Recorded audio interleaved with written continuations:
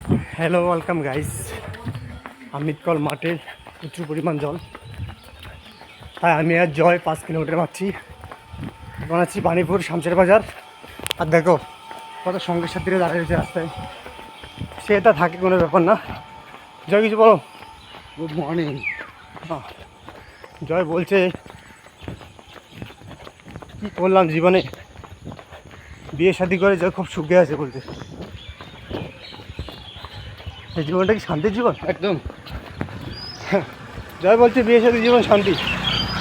যাক, জোর বউটা ভালো পড়েছে তাই, কিন্তু আমি বিয়ে এখনও করছি না, কেন আমার বউ হচ্ছে না ভালো।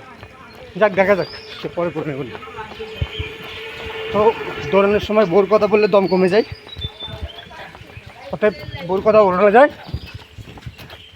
এটা লোকজনের অবশ্যই কিছু বলো।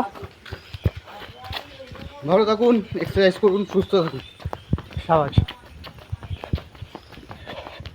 আমাদের মতো তার কারদের মতো দৌড়ে নেবেন না, দৌড়ালে আবার বেশি খেলে পড়বে। আমরা তো দৌড়ালে আবার থামতে চাই না। আজকে 5 কিলোমিটার দিয়ে দিচ্ছি মাঠে জল থেকে। যাক, তাড়াতাড়ি ঘুম থেকে উঠবেন, শরীর ফিট থাকবে, ঠিক আছে? এটা আমার কথা না, এটা গুরুজনের কথা, ময় মুরব্বীর কথা। যেমন এই গাছটা দেখেছেন, এই গাছটা পাতা শূন্য হয়ে গেছে কেন? এই গাছের শিকড়গুলো মরে গেছে নিচে।